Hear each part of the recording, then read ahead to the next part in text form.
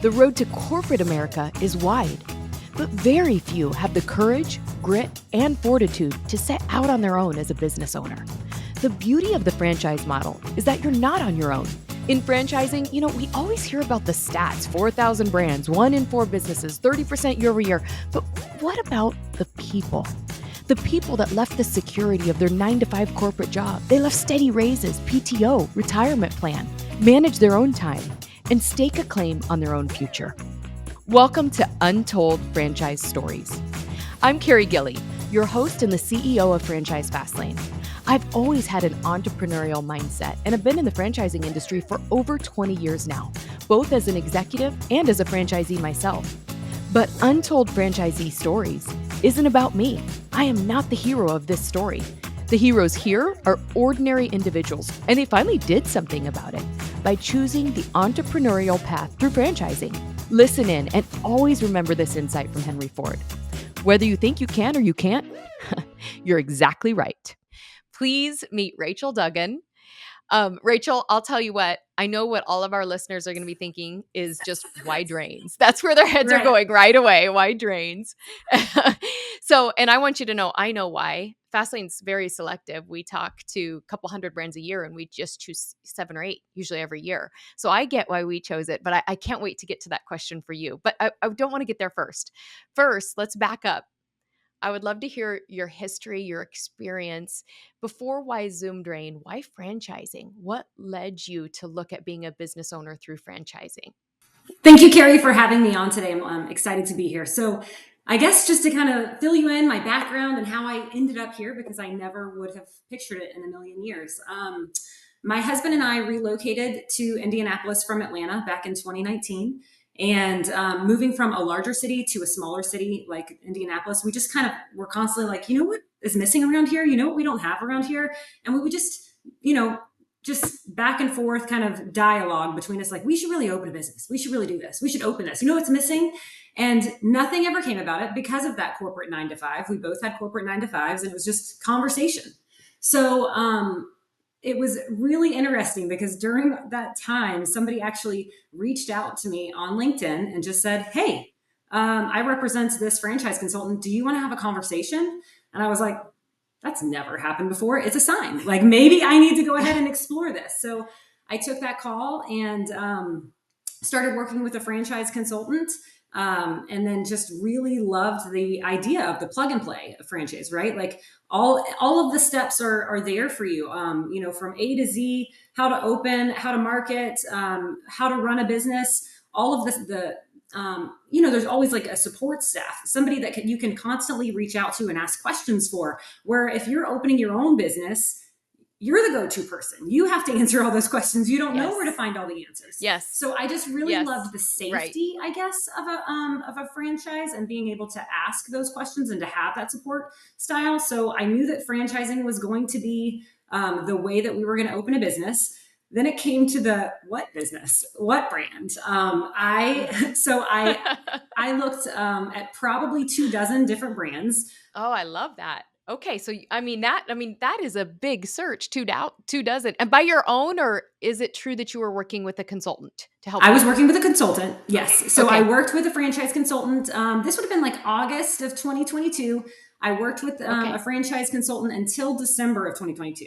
And I felt I didn't love the consultant, and I loved the brands I was looking at, but I felt very pressured, and I didn't it was December. I was pretty close, ready to like go to confirmation day and meet the team and meet the franchise.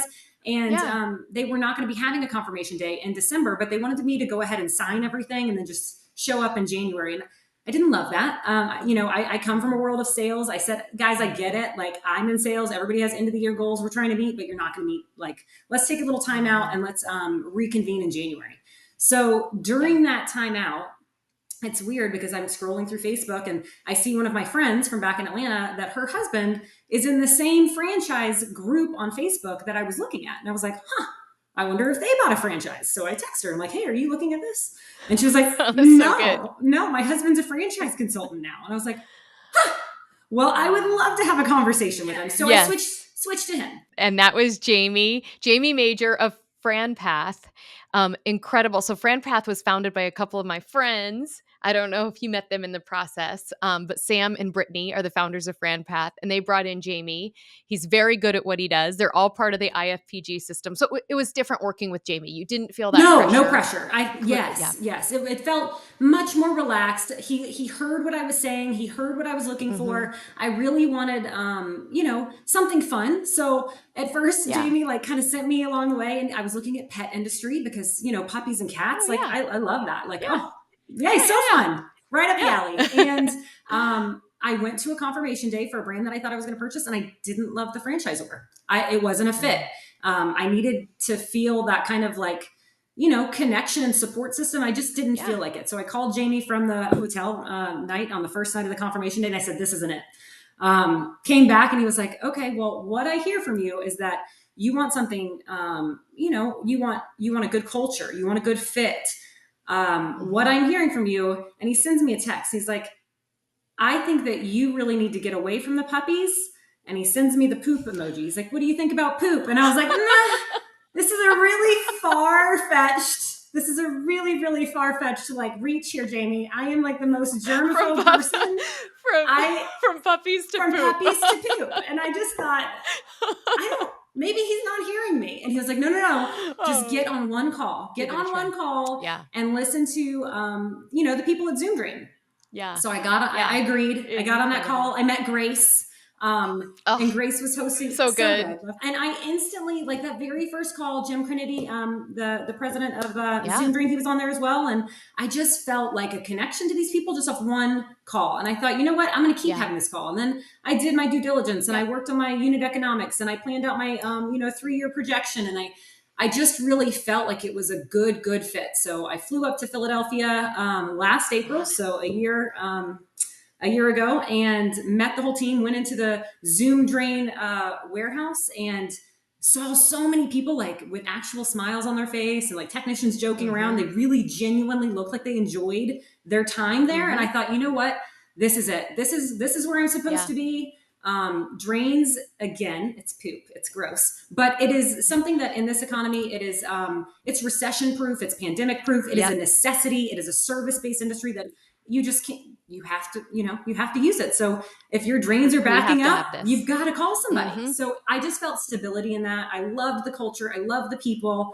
I signed, happily sent them all of my money and said, okay, what's next? And, they gave me a playbook and they gave me step-by-steps and they've given me coaching. So I signed in April. I was supposed to open in August. And again, some things kind of didn't really work out. And I didn't feel like I was at that point and ready to open. I already had space. I had trucks on order, or a truck on order. But I didn't love my manager or my technicians at first. And so I was like kind of plugging plays. Like I'm coming to market. It's got to be right. So I delayed until I got the perfect people in those positions. And I opened in October of 2023. At that time, I believe we had 62 locations, and I was the strongest opening Zoom Drain franchise to date. So I saw that in the notes. Congratulations! That is not a small accomplishment. That's a big deal. And isn't it true? We're already working on truck 2 or 3. Three. Within the first opening month. So within October, we opened October 9th. In the Indianapolis market. And within 2 weeks, I ordered my second truck because I realized I could not juggle, making all these calls and being here, and make it all fit. So we ordered our second truck. We've been riding out with that second truck. I just am now getting into pumping, so septic and grease. And have a really big demand for it. So we are now ordering our third truck, which is going to be a pump truck. And we actually outgrew our current warehouse space. So we are moving in July to a space that is 3 times the size. Incredible. Where are you finding the labor and what is that like? How do you retain them? Is Zoom Drain helping with all the training and all of that? Yes. So we have really great training. There's hands-on training. We also have like I hired a CDL driver to drive my pump truck. He did come from a competitor, but he doesn't know anything about pumping. I sent him, we brought him in. He trained with my staff for 2 weeks, and then I sent him to Philadelphia to the corporate store to ride with their pump techs. Nice. There is all of that support. There's all of the help, guidelines. I mean, I can reach out at any time of day and say, help, this is what's going on. And there's somebody that has my back. And that, like, that's such a relief. It's such a relief. And it's such a, I'm the only Zoom Drain franchise currently in the state of Indiana, but I don't feel like I'm on an island by myself. Like I talk to franchisees all the time. I talk to corporate all the time.